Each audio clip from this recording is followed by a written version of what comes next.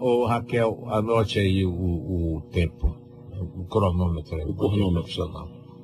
Para ver o tempo, o cronômetro. Sim. Você é da produção? Sou, sim, senhor. Sim. Então, vamos cronometrar aqui o tempo do professor Bergaria. Tudo bem. E no final da arenga dele, eu quero que você me diga quanto tempo ele arengou. Pronto. Com vocês, ele, Cuíca de Santo Amaro, professor Bergaria. Pronto. Valendo. Tempo para a Bergaria. Bom, o título da minha lenga-lenga de hoje é Os Vândalos e os Mitomaníacos. Eu vou falar hoje do modo como a mitomania das TVs reinventou a figura genérica do vândalo, como um novo bicho-papão dos noticiários da televisão. Depois eu vou dar nome aos bois, mostrando quem são os verdadeiros predadores do patrimônio público da Bahia. Comecemos por recapitular algumas ideias bem simples, né? Como a de que falar é ao mesmo tempo classificar e avaliar, né? Não há palavras neutras, né? Essa é a lógica do dicionário, que é uma espécie de baú da fala cotidiana, onde sinônimos e antônimos se sustentam como num castelo de cartas. Assim, se há o belo, tem que haver o feio, se há o alto, tem que haver o baixo e, consequentemente, a baixaria na cabeça dos moralistas de Araque, né? E é nessa lógica dualista, que se redobra da forma bem simplificadora e viciosamente associativa na linguagem do mito, né? É quando percebemos que falar é, antes de mais nada, mitificar e, no extremo, mistificar mesmo. É o que vimos, por exemplo, nos nossos mitos religiosos, né? Se há o alto, tem que haver o baixo. Se há o bem, tem que haver o mal. Se há Deus, é necessário que tenha seu par opositivo, né? Um inimigo providencial, que é o pobre do diabo, coitado do diabo. Daí a associação que fazemos, de um lado, entre o alto, o altíssimo, o céu, o paraíso, a verdade, o bem e o Senhor deste mundo maravilhoso que chamamos de Deus. Um pacote que se opõe ao seu contrário simbólico, que é o quê? O baixo, o inferno, o mal, e o senhor do baixo mundo medonho, que é o diabo, coisa ruim, o pai da mentira. São oposições que têm que ser absolutas, né? É preciso que os personagens tipo dos mitos sejam bem carregados para que as imagens mentais manipuladas por essa gente se tornem bem chocantes entre si, bem dramáticas, né? Fazendo com que cada personagem represente a figura invertida do outro, numa simetria que me parece bem, jogo de espelho que me parece bem vicioso, né? É um dualismo moral que está presente, sobretudo, na linguagem petrificada dos santos padres, né? Aliás, foi o judaísmo, e mais uma vez vai meu antissemitismo aqui militante, foi o judaísmo do Velho Testamento que inventou esse modo de ver as coisas, já se apropriando dos elementos religiosos ali da Babilônia, como essa dicotomia radical entre o bem e o mal, né? Do zoroastrismo, né? E do Egito com a ideia de um único Deus, o monoteísmo, né? Mas o que interessa é que o pensamento mítico, fabuloso e que tanto incendeia as imaginações, não é só religioso, ele está presente também na política, no sexo, na mídia e no cotidiano em geral. É preciso que os donos do poder, os guardiões da ordem, do progresso, os senhores da verdade, da moralidade, reinventem seus amigos periodicamente. Na religião, sabemos como a mitificação do mal funciona. Para reforçar a bondade do Jeová dos judeus, foi preciso que os profetas e rabinos tivessem de inventar ou de reinventar o diabo. A fábula do anjo caído, do anjo rebelde, né? Aquele diabo que é feião, chifrudão, rabudão e manco como eu, né?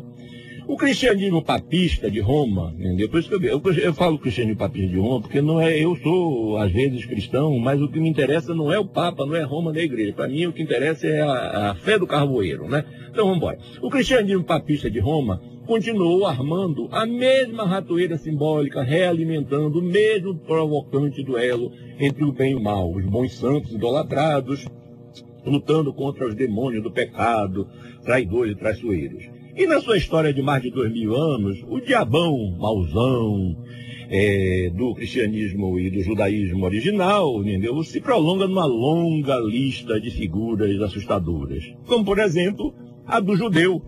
O judeu que foi judiado, entendeu? E foi vendido, vandalizado em sua figura como assassino de Cristo e depois virou nessa figura também estereotipada do judeu usurário, né? Depois a gente tem isso na tradição que a gente pega do Ocidente, né? Depois veio a figura da bruxa, né? Que eram as mulheres solteironas, sem filhas, velhas pintadas como horrorosas e adeptas do malefício da magia. Depois a igreja também resolveu inventar um outro inimigo interno, porque não bastava o diabo para ter como inimigo. Quanto mais inimigo você tem, mais você faz de conta que está protegendo os amigos, né?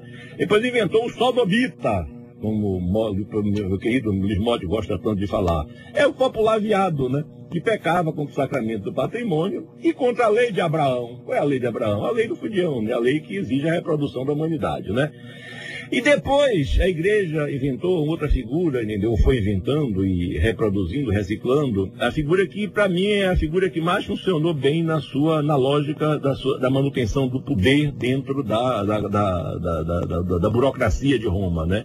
Que foi a figura do herege, né? Herege é aquele que ousava ler a Bíblia à sua maneira, né? Que não se submetia à infabilidade interpretativa dos papistas do Vaticano. Eu nunca engoli essa ideia de que o Papa é infalível, né? Todos nós somos falíveis. Se nós somos seres humanos, por que o Papa é infalível? Ah, é um dogma. Dogma é um cacete, né? Bom, os hereges que devem ser excomungados, evidentemente, né? Para se manter a linha dura dos papistas, né? Dos papaochas, né? Mesmo que fossem cristianíssimos membros da teologia da libertação. Mas vamos deixar de lado a religião, controlada pela Santa Madre Igreja, ou agora pelos pastores da TV, de lado, e vamos passar para as armadilhas simbólicas do pensamento mítico, que está presente em tudo quanto é canto, né? Pois é uma deformação da linguagem que rola tanto na discurseira encruada dos politicões de Brasília, capital da fantasia, quanto na língua não menos travada da grande mídia, né? Onde abundam os clichês, estereótipos mais ridículos que nós podemos imaginar. Mas, enfim, a TV só faz é reciclar Aí eu vou entrar no caso dos vândalos, né? E vou fazer uma historinha dessas coisas, né? Porque a TV, no fundo, só faz é reciclar um imaginário reacionário que está presente entre nós desde que nossa terra dos papagaios passou a se chamar Brasil. Pois desde o passado colonial aprendemos a odiar os lendários traidores da pátria, que a gente aprendia nos livros escolares de história, que são belas porcarias. 99% do livro de história deviam ser todos do curso secundário, deviam ser queimados, entendeu? No alto da fé, porque aquilo tudo é uma mentirada louca, entendeu? Eu vou pegar o exemplo do pobre do Calabar, né? Que não foi traidor de Brasil nenhum, pois essas terras daqui ainda eram majoritariamente dos índios. Os portugueses eram o quê? Colonizadores escrotos. Os holandeses eram somente seus rivais comerciais, todos eram invasores. Aliás, Calabar é uma figura bem interessante, porque se tornou um personagem que Chico Buarque e Rui Guerra utilizaram de uma forma muito inteligente em 1973 para desconstruir o mito que a ditadura construiu de uma outra figura nova, o terrorista, o inimigo traidor da pátria. Foi uma grande jogada de Chico e Rui Guerra, esqueço o nome da peça, né? A ditadura precisava justificar sua bondade, criando um inimigo interno, um providencial terrorista, que era a atualização já do velho comunista comedor de criancinhas, como se dizia antigamente, quando era moço, no tempo de Jacó Gorende, aquela coisa toda, né? Eu me lembro que eu morava na Pitu, o pessoal, Jacó, ele morava lá no Rio, comunista, comedor de criancinhas, o pessoal tinha medo da retardada por cima judeu, que era tão temido pela classe média que organizou as manifestações de rua de 64, chamando os militares para o poder. E, aliás, foi ela que botou a famosa cartolina de que o gigante acordou, né? Bom, foi assim que meu nome, entendeu? Desse humilde falante daqui, apareceu em todos os jornais de Salvador em 1970, se eu não me engano, e as manchetes que copiavam o press release da Polícia Federal, do Coronel Luiz Arthur, bom filho da puta, entendeu? Eram as mesmas. As manchetes sempre em todos os jornais, eu tenho uns jornais guardados em casa, perigosos terroristas presos em Salvador. E aí aparecia meu nome, com o codinome de Companheiro João, na primeira página da Gazeta. Por que com tanto nome para eu vou escolher logo o João, meu Deus. Eu acho que foi uma boa punição. Eu me lenhei, porque eu só tinha 17 anos. E nem namorada, moça de família eu conseguia arrumar, porque eu era uma espécie de leproso. E era evitado pela classe média decente, pelos pais de família, vigilante da donzelice das suas filhas santinhas. E foi aí que eu passei a admirar as piriguetes da época, as então chamadas, Mário se lembra disso, né, das piriguetes, que eram chamadas de programistas. Todo mundo que não era menina assim, casadoira como Camila, era chamada de programista, né? Porque só elas compreendiam a minha dor e meu tesão recolhido. Tu gostou, Abraão? Pois bem, depois da ditadura, a figura do terrorista foi esquecida. E pior, passou a ser vilipendiada, ou judiada, ou vandalizada, né? Porque o tipo de ex-comunista que se emburguesou, já como membro do partido dos traíras, que é o PT, foi Zé Dirceu e a turma do Mensalão. Então hoje, quando eu digo que eu fui ex-combatente, eu nem digo mais, porque as pessoas pensam que eu tenho 300 bolsas e que eu agora estou mamando nas tetas do poder, né? Mas agora apareceu um novo inimigo, já estou terminando, um novo inimigo número 1 do progresso político, daqueles que dizem que estão construindo um novo Brasil, um Brasil de mudanças, entendeu? Que figura é essa? É o vândalo, uma figura difusa que foi montada nas TVs, associando-se às imagens fabulosas do anarquista, né, do velho anarquista, que já acabaram há muito tempo, o predador do bem público, do baderneiro sem consciência política, de espírito cívico. Foi o que nós vimos em junho, no auge do esperneio dos meninos amarelos e do alvoroço das estudantes calçoludas da Facom, como Ticiane, né? Mais uma vez, as TVs não informaram nada, apenas pinçaram dados soltos da realidade para construir a famosa hiperrealidade virtual, completamente mistificada.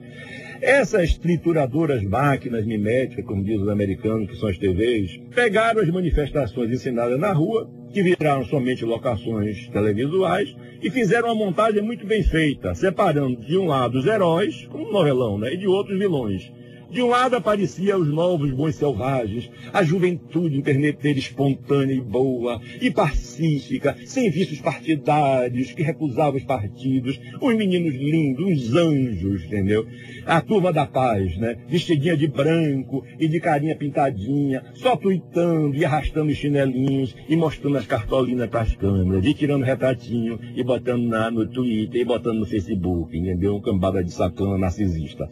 Do outro lado, as televisões enfiaram os malvadões, os tenebrosos vândalos, já identificados como saqueadores, uma sacanagem retada, entendeu? Porque quem estava ali eram não eram os rancorosos predadores do bem público, era gente que simplesmente tinha coragem e tinha, vou usar uma palavra pesada, tinha culhão de combater a violência do Estado com violência, entendeu? Uma violência relativamente moderada, né? Porque era só pedrada e porrada e cacetetado de um lado e do outro, né?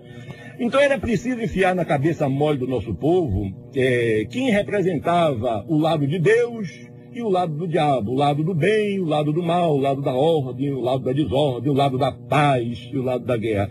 Essa gente que fala muito de paz, você sabe que na história do judaísmo tem muito disso, entendeu? Tem um debate muito forte disso, entendeu? Esse negócio de ficar ficando paz, quando vem a zorra, você se lembra, sabe, do debate, né? Do que tem, por que os judeus não se rebelaram e não partiram para porrada, né? Porque em certos momentos a violência é uma violência legítima, é uma violência libertadora. Esse negócio de dizer que nem violência presta, isso é coisa de sacana, isso é coisa de bunda mole. A guerra é a parteira da história. Não estou fazendo apologia da guerra e da baderna, da esculhambação e do quebra-quebra. Mas em certo momento, cacete não é santo, mas faz milagre, faz filho, faz até filho de Abraão, entendeu? Bom, evidentemente, sobrou para os manifestantes mais exaltados, aguerridos e corajosos, a carapuça de vândalos, né? Mas meu tempo acabou e eu queria só lembrar rapidinho, Mário, que isso é uma esculhambação até com a própria história. Porque os vândalos foram quem? Foram aqueles povos, aquelas tribos germânicas que invadiram Roma e destruíram Roma, entendeu? E eu, você, Abraão, nós temos sangue vândalo, entendeu? Porque eles criaram um novo mundo, que é o mundo da Idade Média. E essa vandalização da figura dos vândalos, essa ideia de que os vândalos eram puramente destruidores, foi um produto da história do século XIX, da história romântica, da história iluminista, que achava que a Idade Média era a Idade das Trevas, a Idade em tudo se acabou, não sei o quê. Isso é uma burrice. Quem acha que os vândalos foram escrotos, os vândalos históricos, é um burro que não entende nada de história, porque a historiografia moderna já renovou tudo isso e já refez toda essa ideia louca e escrota de que a Idade Média é a Idade das Trevas. Não era não, a Idade da cavalaria, a Idade da beligerância era, mas era a Idade da festa, do não trabalho, a Idade da alegria, E tudo isso foi muito importante. A gente fica repetindo essa sacanagem o tempo todo, inclusive usando o nome dos vândalos como se fosse uma coisa negativa. Eu sou descendente de vândalo, entendeu? E eu luto pelo meu sangue vândalo nesta rádio, em qualquer outro lugar do mundo. Tá bem? Tenho dito, gostei.